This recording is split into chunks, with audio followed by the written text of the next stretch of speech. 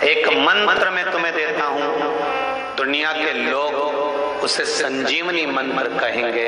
ये वो मंत्र रहेगा जिस मंत्र का जाप तुम किसी मरे हुए व्यक्ति पर भी करोगे तो वो जीवित होकर बैठ जाएगा। संजीवनी मंत्र भगवान शंकर ने शुक्र को प्रदान कर दिया।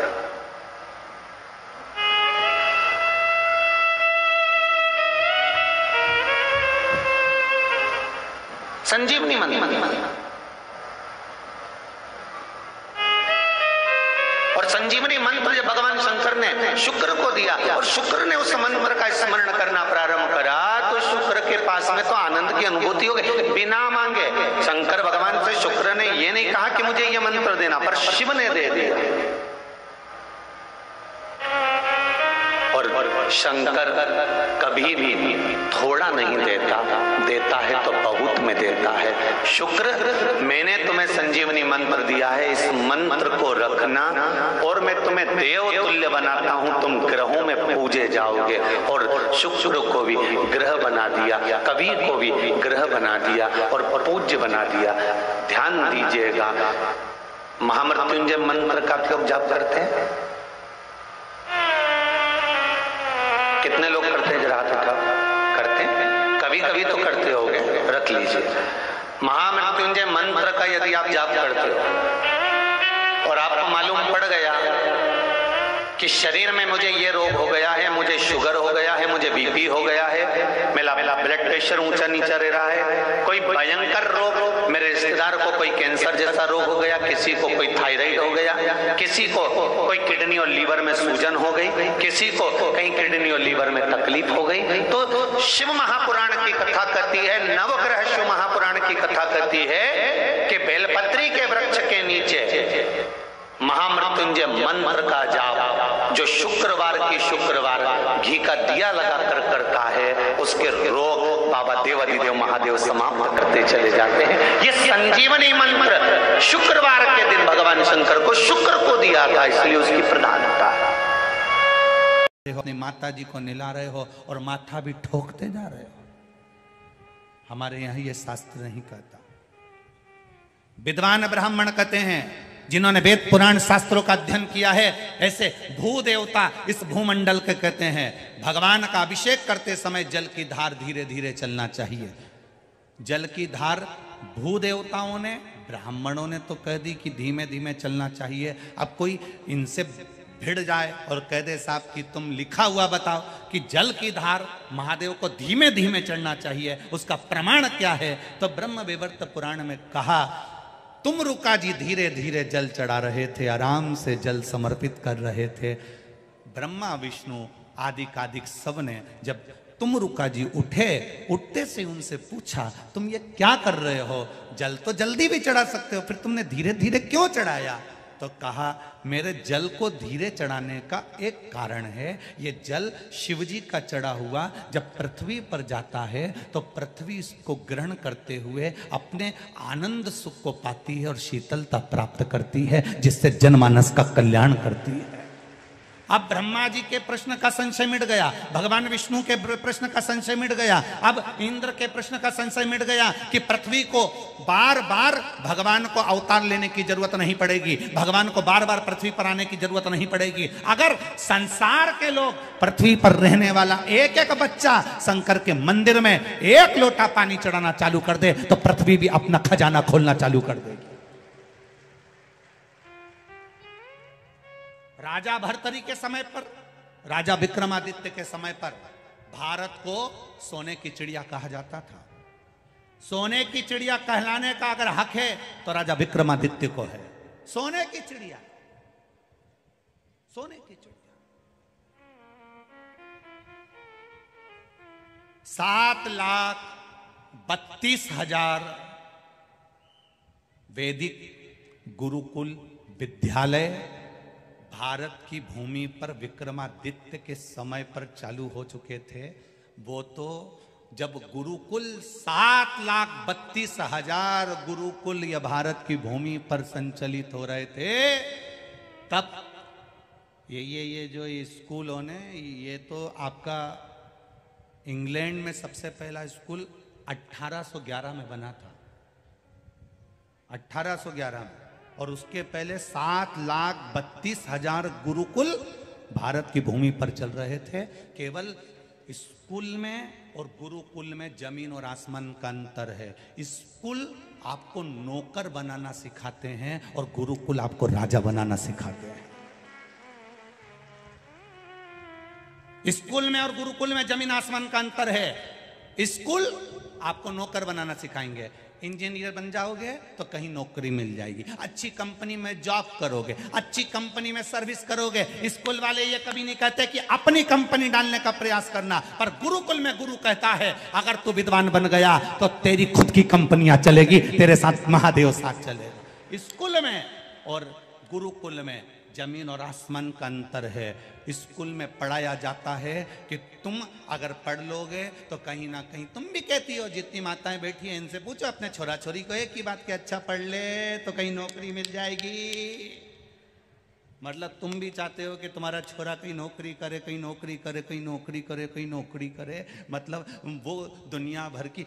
इंग्लैंड में स्कूल इसलिए चालू करे गए कि भारत के लोगों को गुलाम बनाना था अपनी कंपनी में, अपनी प्रॉपर्टी में, अपनी जमीन पर, और उन्होंने करा। भारत के लोग जाकर आज भी उनकी गुलामी कर रहे हैं, आज भी नौकरी कर रहे हैं। अगर इतने पढ़ लिख गए थे, इतने विद्वान हो गए थे तो भारत के नवयुवक बच्चों को प्रेरणा देते और कंपनी यहां खोलकर उनको आगे बढ़ाने का प्रयास करते। विदेश भागते। राजा विक्रमादित्य ने यह कुछ नहीं करा। राजा विक्रमादित्य ने, जरा विचार करिएगा, 25 राजा विक्रमादित्य जब सिंहासन पर बैठे उसके पहले के 25 वर्ष में सनातन धर्म शून्य पर आ गया था। उठाकर देखिए जरा, राजा विक्रमादित्य जब अपने सिंहासन पर बैठे उसके पहले के 25 वर्ष, उसके पहले के 25 वर्ष सनातन धर्म को शून्य कर दिया गया था। शून्य। सनातन धर्म नीचे दबता गया, दबता गया, दबता गया। रामायण, भागवत, गीता, वेद, पुराण, ये मेरी उज्जैनी का, अवंतिका का इतिहास कहता है। पूरे भारत की भूमि पे से रामायण, भागवत, गीता, वेद, पुराण सबको छुपा दिया गया। ऐसी जगह छुपाया कि किसी के जिंदगी में जीवन भर मरते मर जाता तो ना रामायण ढूंढ पाता, ना वेद ढूंढ पाता, ना पुराण ढूंढ पाता। जो पुराण तुम सुन रहे हो ये भी नहीं मिल पाती। सारे वेद, सारे पुराण, सारे शास्त्र, महाभारत, रामायण, गीता, ये सब कुछ 25 वर्ष के अंदर, जब तक राजा विक्रमादित्य कुर्सी पर, सिंहासन पर नहीं बैठे, उसके पहले के 25 वर्ष में सबको छुपा दिया। ऐसा छुपाया, ऐसा छुपाया कि राजा भर्तरी भी नहीं ढूंढ पाए थे, उनके पिता भी नहीं ढूंढ पाए थे। जब राजा विक्रमादित्य भर्तरी के जाने के बाद सिंहासन पर बैठे तो उन्होंने पहला काम करा, एक ही चीज करी कि सबसे पहले महाभारत, रामायण, गीता, वेद और पुराण कहाँ छुपे हैं उसको ढूंढा जाए। पृथ्वी को उखेड़ दिया, एक एक जहां जहां पर्दे आदि आदि लगे थे, जितने जितने जो जो बने हुए थे सबको तोड़कर उन्होंने वो वेद, पुराण, गीता, रामायण, शास्त्रों को निकाला और निकालकर विद्वान ब्राह्मणों के हाथ में दे दिया, तुम पढ़ो। पढ़ने के बाद इसका प्रचार पूरे ब्रह्मांड में करो। आज वापिस सनातन धर्म अगर भारत गौरव के शिखर पर चढ़ा है तो राजा विक्रमादित्य के कहने पर चढ़ा। आज दुनिया के लोग कहते हैं हम रामायण के वक्ता, कोई कहे हम भागवत के वक्ता, कोई कहे हम शिव पुराण के वक्ता, कोई कहे हम गीता के वक्ता। विक्रमादित्य, राजा विक्रमादित्य को धन्यवाद देना चाहिए। अवंतिका की भूमि पर रेलवे स्टेशन पर शीश नवाओ तो सबसे पहले राजा विक्रमादित्य को धन्यवाद देना कि तुमने भारत की स्थापना वापिस कर दी है। राजा विक्रमादित्य को धन्यवाद देना। अवंतिकापुरी में जितनी पाठशालाएं चले, उन पाठशालाओं में एक पुस्तक राजा विक्रमादित्य की भी चलना चाहिए, जिसने इस अवंतिका का निर्माण नहीं, पूरे भारत को सनातन धर्म का निर्माण करा है। ये कोई सहज है राजा विक्रमादित्य? बस उसकी 2-3 कहानी सुना दी, 32 की कहानी सुना दी और सिंहासन की कहानी सुना दी। उसके गौरव की कहानी कौन सुनाएगा? उसके इतिहास को कौन जानेगा? उसको पहचान जो चलता था तो काल अधिपति के शिखर को देखकर चलता था। रानी कहती थी, मंदाला स्वामी आप बार बार महाकाल के शिखर को क्यों देखते हो? रानी से राजा एक ही बात कहता था, एक दिन मुझे भारत को उसी शिखर तक पहुंचाना है, उसी शिखर तक, उसी शिखर तक। पूरी दुनिया के शिखर देखना और एक बार मेरे महाकाल राजा का शिखर देखना। पूरी दुनिया के शिखर में केवल शिखर नजर आएगा, पर मेरे महाकाल के शिखर में एक गोल चक्र, उसमें किरणें निकलती हुई नजर आएगी, क्योंकि महाकाल के शिखर को राजा विक्रमादित्य ने कहा था मेरे भारत को शिखर तक पहुंचाना है और सूर्य की किरण जैसी फैलाना है। इसलिए आज भी महाकाल पर सूर्य की किरण का शिखर चढ़ा है।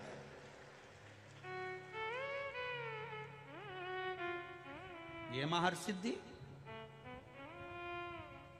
एक बार राजा विक्रमादित्य जा रहे थे और महाहरसिद्धि पांव में नूपुर बांधकर उज्जैन से जा रही थी, उज्जैन से।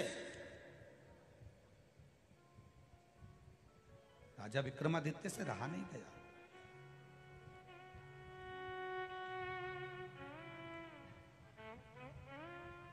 रहा नहीं गया राजा विक्रमादित्य से, और पूछ लिया,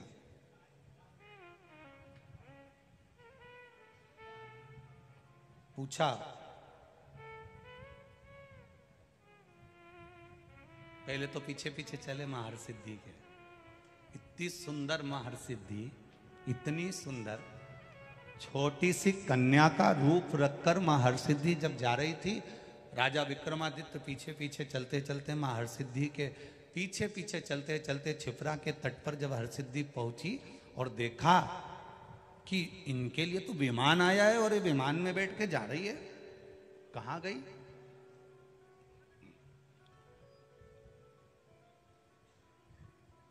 रोका।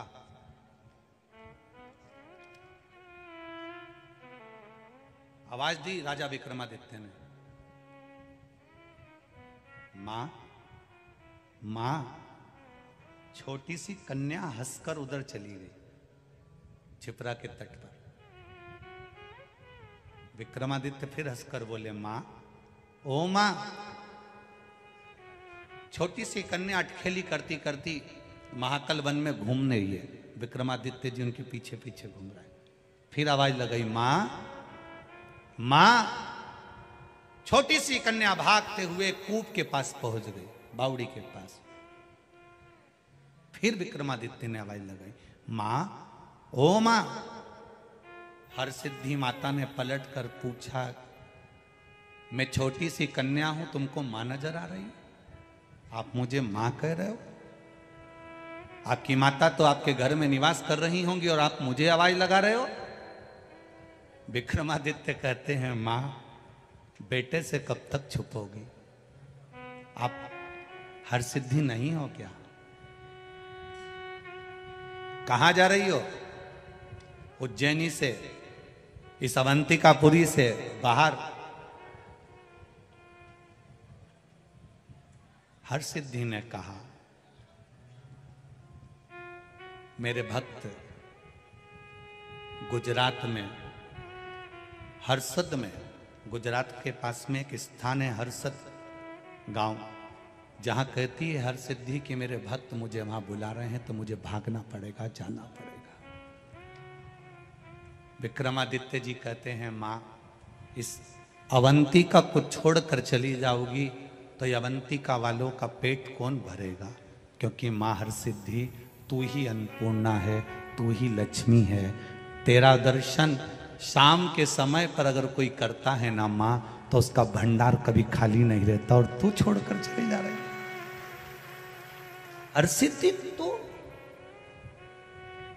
विक्रमादित्य की आंख में आंसू भरे थे आज मां से बात करते हुए। जैसे रामकृष्ण परमहंस मां शारदा से बात करते समय आंख से निरंतर अश्रु बहता रहता, निरंतर। रामकृष्ण परमहंस की जैसे आंख से लगातार आंसू बहता है मां शारदा से बात करते हुए, आज विक्रमादित्य मां क्षिप्रा के तट पर मां हरसिद्धि से बात करते हुए आंख से आंसू की धार बह रही है। एक बेटा अपनी मां से दिल की बात कह रहा, मां तू चली गई तो भोजन कौन देगा मां? भोजन कौन देगा मां? तू चली गई तो संसार का ये अवंतिकापुरी का भरण पोषण कौन करेगा? अवंतिकापुरी विक्रमादित्य का शासन केवल यही नहीं था, विक्रमादित्य का शासन तो चीन की बॉर्डर तक भी था, नेपाल तक भी था। विक्रमादित्य का शासन कोई साधारण नहीं रहा। तू चली गई मां तो इनका पेट कौन भरेगा?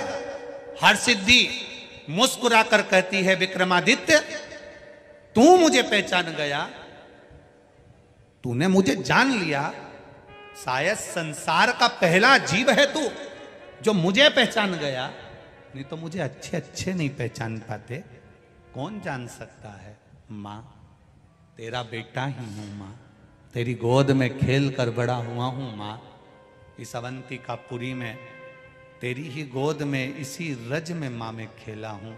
कंकर कंकर में मैंने शंकर देखा है मां, और अपनी मां को भूल जाऊं ये कहां की बात है? हरसिद्धि ने हाथ पकड़ा विक्रमादित्य का और जाकर एक स्थान पर वो बैठ कर कहती है कि तू बता दे विक्रमादित्य मैं कहाँ रहूं।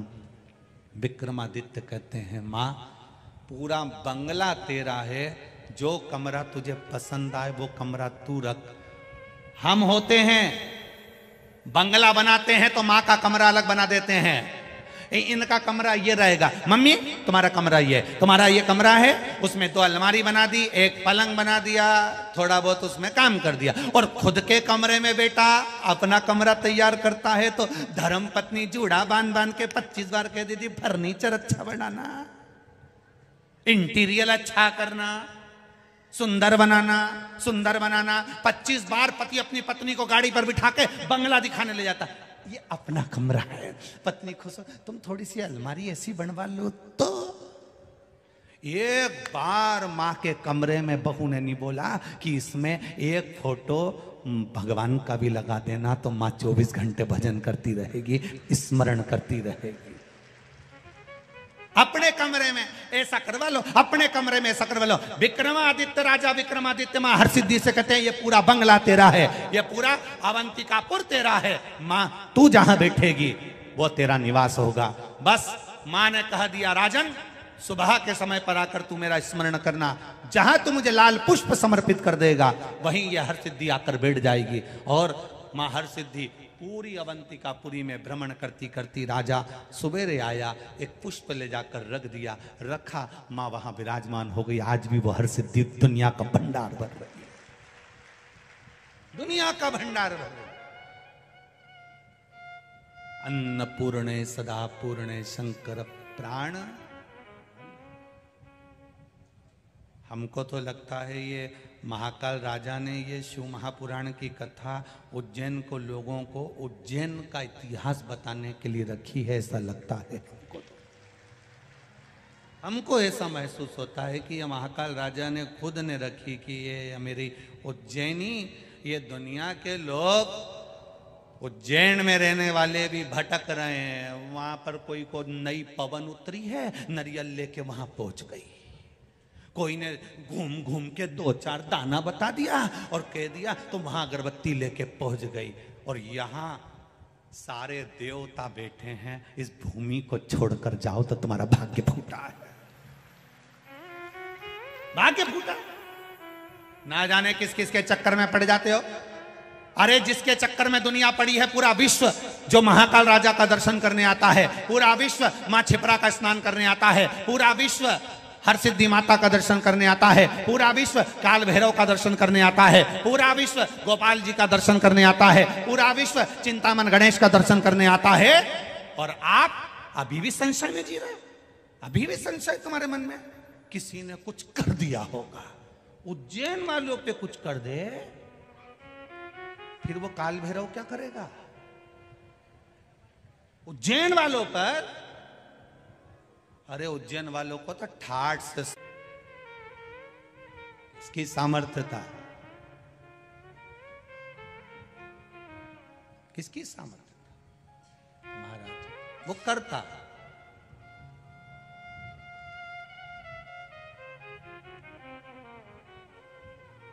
महाराज बस उसका किया गया भजन, उसका किया गया स्मरण, उसका किया गया मंत्र